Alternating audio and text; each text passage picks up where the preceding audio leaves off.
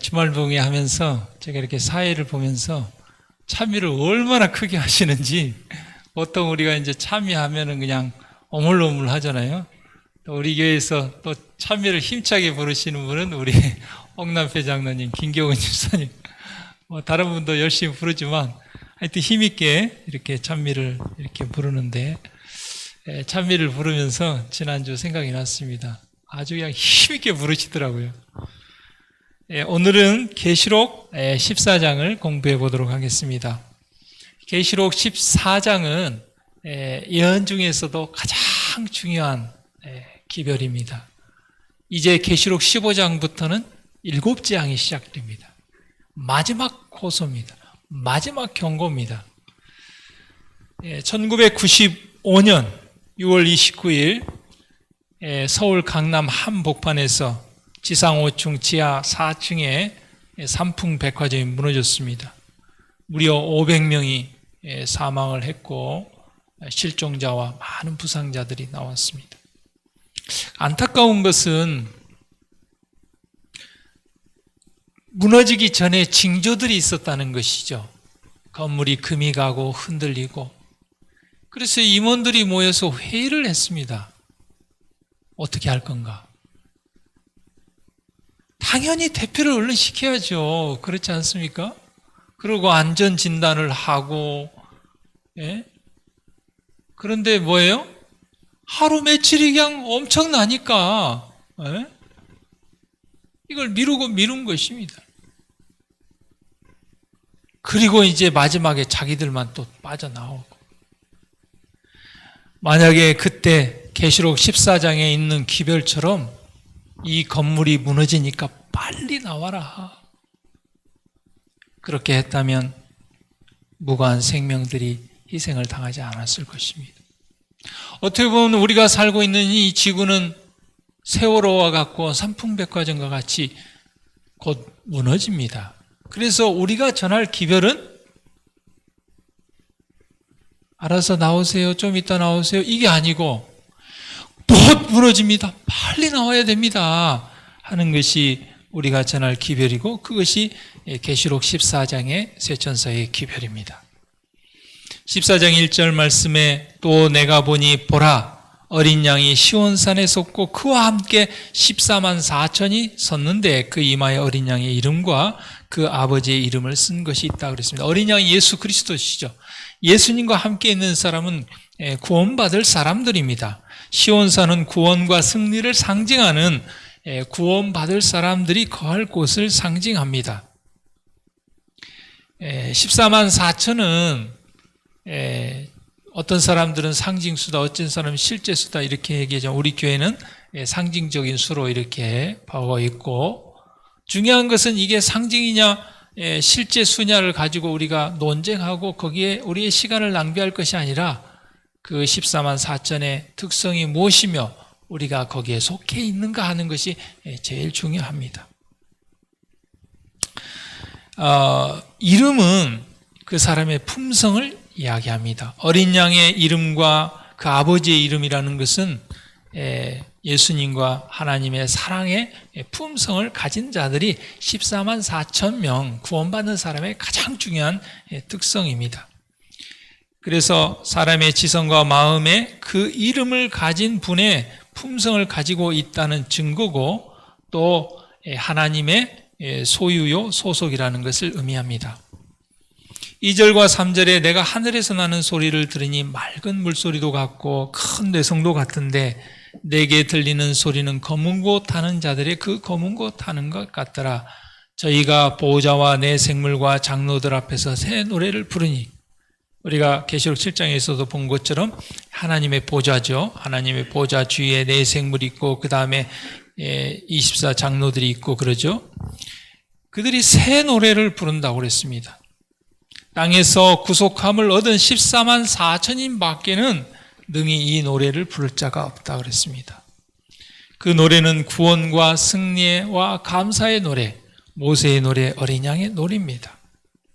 왜 14만 4천인 밖에는 그 노래를 부를 수가 없냐면 그것은 하늘 천사들도 부를 수 없습니다.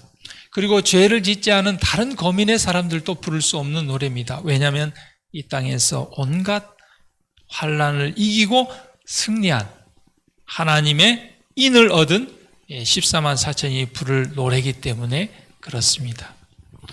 사랑하는 우리 성도 여러분, 정말 이 땅에서 우리가 예수 그리스도의 피의 보혈로 죄와의 가운데 승리함으로 이 새 노래를 부를 수 있는 저와 여러분 되기를 간절히 바랍니다. 자, 이 사람들은 어떠한 특성들을 가지고 있는가? 여자로 더불어 더럽히지 아니하고 정절이 있는 자라 그랬습니다. 성경의 여자는 교회를 상징합니다. 교회는 정결한 교회가 있고 그 다음에 타락한 교회가 있습니다. 그런데 더럽히지 않는 여자니까 뭡니까? 타락한 교회죠. 다시 말하면 하나님의 교회가 하나님의 말씀만 쫓아가는 교회, 진리를 쫓아가는 교회, 그 성경의 오류와 비진리들이 섞이지 않은 교회를 이야기합니다. 어린 양이 어디로 인도가든지 따라가는 자입니다. 예수 그리스도를 바라보고 따라가는 자들입니다. 사랑 가운데서 구속을 받아 처음 익은 열매로 하나님과 어린 양에게 속한 자들입니다. 첫째 부활에, 생명의 부활에 참여하는 사람들입니다. 그 입에 거짓말이 없고 흠이 없는 자들입니다. 요즘은 뭐 거짓말이 너무 그냥 이렇게 어때요? 거짓말 하면서도 이렇게 양심의 가책이 없어요, 그냥. 거짓말을 하거나 거짓을 행하거나 이렇게 하는 것에 대해서 예수님께서 제자들을 세상에 보내면서 그렇게 말씀하셨어요. 뱀처럼 지혜롭고 비둘기처럼 순결하라. 근데 우리가 이제 세상에 이렇게 접해서 살다 보면은 지혜가 생기거든요. 또 이 하나님 믿는 사람들은 똑똑해요. 그러다 보니까 다 이렇게 지혜가 생겨. 그러면서 순결함을 잃어버리는 것입니다. 하나님의 사랑은 공의와 자비가 균형을 잘 맞춰야 됩니다. 지혜로운 나머지 순결함을 잃어버리는 것은 그것은 하나님의 자녀라고 할 수가 없습니다. 너무 순결을 추구하면서 지혜 없이 행하는 사람도 많아요.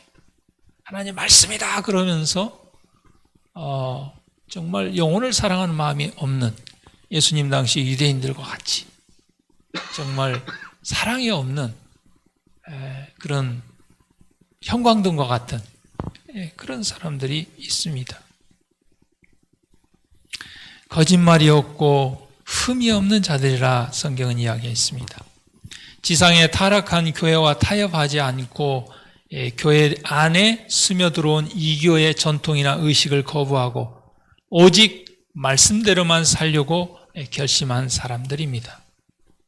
예수님의 뜻대로 사는 사람들입니다. 여러 환난을 겪고 결실하여 하늘 창고에 들이게 됩니다.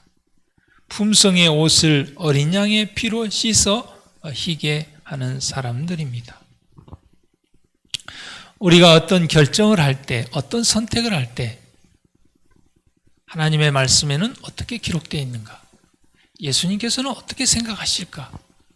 좀 그렇게 물어볼 수 있으면 좋을 것 같아요. 이게 좋은 것 같아.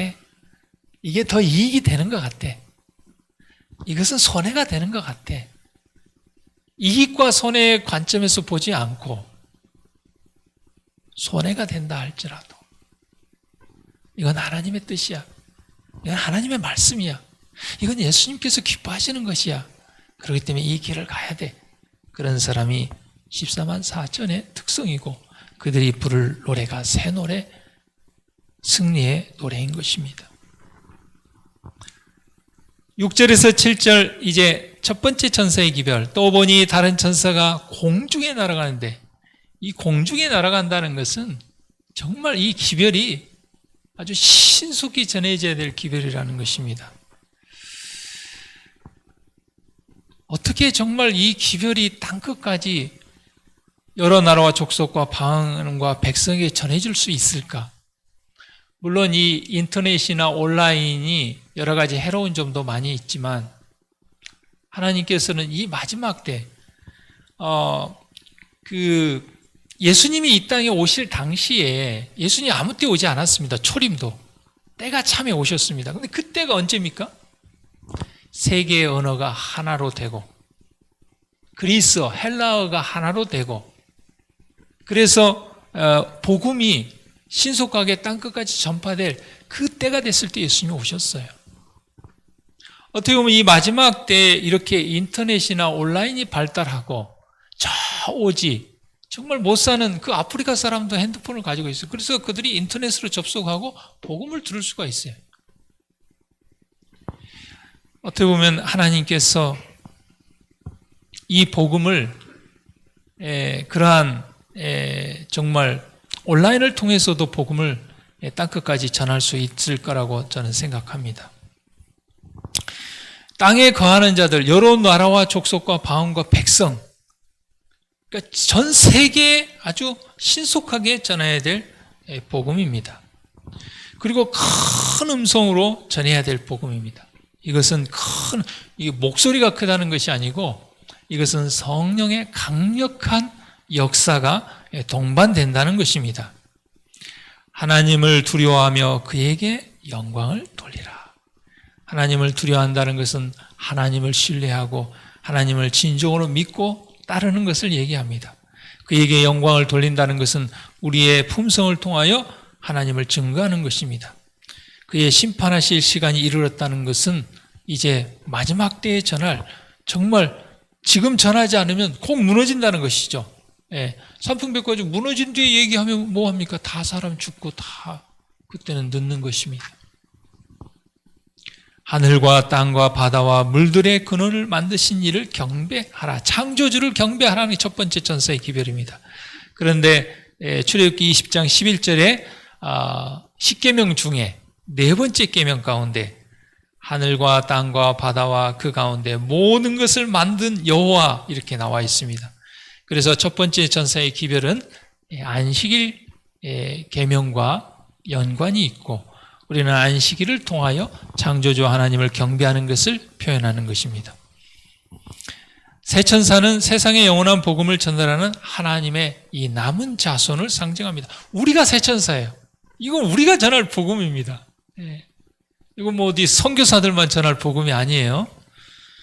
특별한 사명을 가진 사람들을 의미합니다. 그리고 급속도로 전 세계적으로 전파해야 될 복음입니다. 창조주 하나님을 믿는 믿음으로 돌아오라는 것입니다. 여러분 아무리 과학이 발달하고 스마트폰이 발달해도 이건 사람이 만든 것입니다. 여기에 영광을 돌릴 수는 없어요. 세상에 많은 사람들은 과학을 찬양하고 이 발명한 사람들을 찬양하고 돈을 많이 번 사람들을 찬양하고 또 똑똑한 사람들을 찬양하고 하지만 결국은 그 아이들을 누가 주셨어요? 하나님이 주신 것입니다. 그런데 느부갓네살처럼 내가 이것을 그래가지고 느부갓네살 왕이 7년 동안 미친 병에 걸리지 않았습니까? 창조주 하나님께로 돌아오라는 것입니다. 하나님의 계명을 지키라는 것이고 참된 안식일을 지키라는 것입니다. 첫 번째 천사의 기별을 거절한 사람들에게 두 번째 기별을 전하는 것입니다. 또 다른 천사 곧 둘째가 그 뒤를 따라 말하되 무너졌도다 무너졌도다 큰 성 바벨론이여. 큰 성 바벨론은 아직 무너지지 않았지만 과거형을 두 번 반복했습니다. 이건 확실하게 무너진다는 표현입니다. 모든 나라를 그 음행으로 인하여 진노의 포도주로 먹이던 자더라. 바벨론은 하나님을 대적하는 세력을 이야기합니다. 이 큰 성 바벨론은 다니엘 7장의 작은 뿔과 같고 다니엘 계시록 13장의 첫 번째 복합짐승과 같은 세력입니다. 이 큰 성 바벨론, 하나님을 대적하는 마지막 때 로마 법왕권, 천주교회는 중심으로 해서 짐승의 우상, 타락한 개신교 단체들이 연합하여 이 세상을 음행으로, 진노의 포도주로, 오류로, 비진리로 성경과 맞지 않는 잘못된 복음을 가지고 온 세상을 취하게 한다 그랬습니다. 예레미야 51장 7절에 바벨론은 여호와의 수중에 온 세계로 식혜하는 금잔이라 열방이 그 포도주를 마시고 인하여 미쳤도다 그랬습니다. 9절부터 12절 또 다른 천사 곧 셋째가 그 뒤를 따라 말하되 이제 첫째 천사의 기별을 거절하고 둘째 천사의 기별을 거절한 사람들에게 마지막 셋째 천사의 기별이 선포되는 것입니다. 큰 음성으로 가라되 만일 누구든지 짐승과 그의 우상에게 경배하고 이마에나 손에 표를 받으면 이마는 생각으로 손은 행동으로 짐승의 표에 동의하거나 따라가는 것을 이야기합니다. 그도 하나님의 진노의 포도주를 마시리니 그 진노의 잔에 섞인 것이 없이 부은 포도주라 거룩한 천사들 앞과 어린 양 앞에서 불과 유황으로 고난을 받으리니 그 고난의 연기가 세세토록 올라가리로다. 짐승과 그의 우상에게 경배하고 그 이름의 표를 받는 자는 누구든지 밤낮 쉼을 얻지 못하리라 하더라.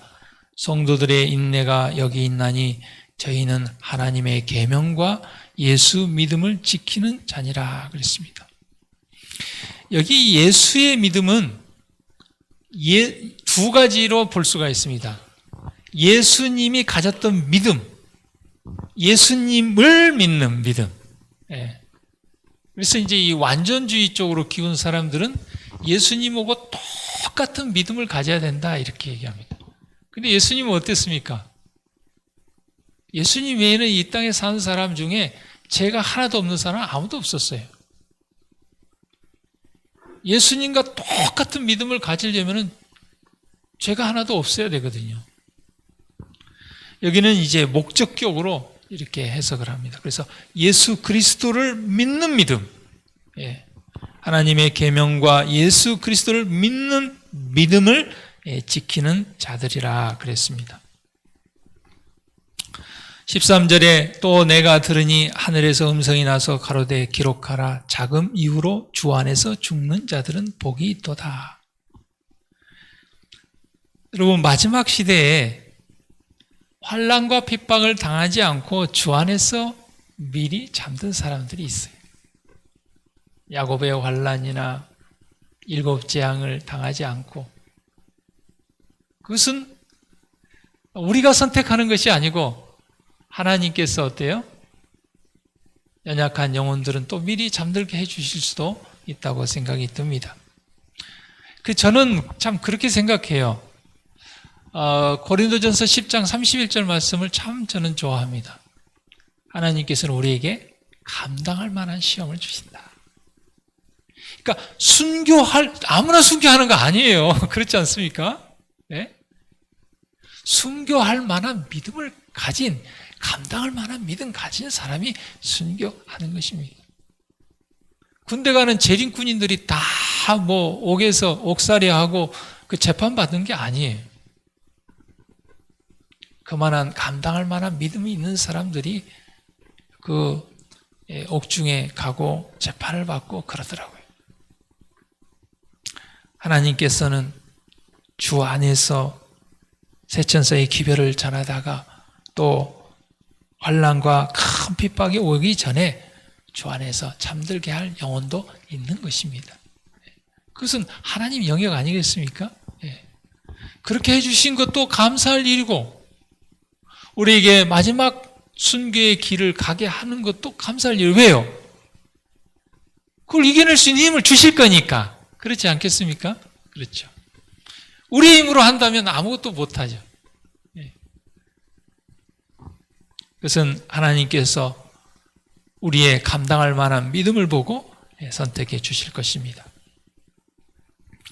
계시록 14장 14절에서 17절 또 내가 보니 흰 구름이 있고, 예수님이 올 때는 항상 구름과 연관이 있습니다. 예수님 재림할 때도 구름과 연관이 있고, 구름 위에 사람의 아들과 같은 이가 앉았는데 그 머리에는 금멸관이 있고 그 손에는 아주 예리한 낫을 가지고, 낫은 어떨 때 씁니까? 추수할 때 쓰죠. 그래서 겨우 배기 전에 낫을 아주 쫙 숫돌에 갈죠.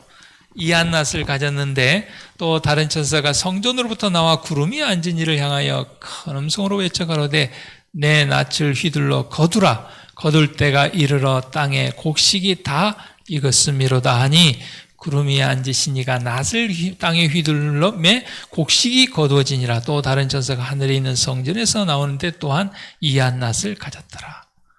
곡식이 익었다는 건 뭡니까? 우리가 곡식이 익으면 머리를 숙인다고 하죠. 예. 우리의 품성이 하늘 가기에 준비가 되면 예수님 재림하셔서 우리를 거두어 가신다는 것이죠. 그런데 이제 또 두 번째 천사는 심판의 천사인데 불의 천사예요. 불을 다스리는 다른 천사가 제단으로부터 나와 이한낫 가진 자를 향하여 큰 음성으로 불러 가로되 내 이한낫을 휘둘러 땅에 포도송이를 거두라. 그 포도가 익었느니라 하더라. 천사가 낫을 땅에 휘둘러 땅에 포도를 거두어 하나님의 진노의 큰 포도 틀에 던짐에 성 밖에서 그 틀이 밟히니 틀에서 피가 나서 마을 굴레까지 닿았고 1600 스타디온에 퍼졌더라. 첫 번째 천사는 예수 그리스도에 의한 의인의 추수, 그리스도에게 이루어지는 의인의 추수고, 이 불의 천사는 그 심판을 집행합니다. 그래서 7 재앙을 통한 하나님의 진노의 심판이 온 세상에 미칠 것을 1600 스타디온, 굉장히 넓게 온 세상에, 그러니까 누구도 이 심판을 피해갈 수 없는 것이죠. 하나님께 피난처를 구하지 않는 모든 사람에게 다 임하는 심판입니다. 세 천사의 기별은 죄로 멸망할 이 세상을 향한 하나님의 마지막 호소입니다. 이 호소가 끝난 다음에는 즉각 이 세상에 이제 무서운 7 재앙이 계시록 15장부터 시작될 것입니다. 그리고 세상의 마지막에 오는 것입니다. 아직은 하나님께로 돌아올 수 있는 은혜의 시기가 있습니다. 아직은 무너지지 않았어요. 나는 과연 혼란한 바벨론에서 나와서 창조주 하나님 편에 서 있는가? 우리가 진리교회 안에 있으니까 그렇게 생각하지 말고, 하나님의 교회 안에 있지만 우리의 마음 안에 바벨론적인 성향을 가진 그런 특성들이 있는가? 우리는 그것을 회개하여 버려야 된다는 것이죠. 나는 하나님의 계명과 예수 믿음을 지키고 있는가? 이것이 하나님께서 오늘 우리에게 물으시는 질문입니다. 나는 혼란한 바벨론에서 나와서 창조주 하나님 편에 서 있는가? 나는 하나님의 계명과 예수 믿음을 지키고 있는가? 이게 첫 번째입니다. 그렇다고 하면 우리는 이제 이 기별을 바벨론에 있는 사람들에게, 하나님의 계명과 예수 믿음을 지키지 않는 사람들에게 전해야 될 사명이 우리의 사명입니다. 세 천사는 우리요, 나라는 것을 잊지 않고 기억하는 우리 모두가 되기를 간절히 바랍니다. 기도하겠습니다.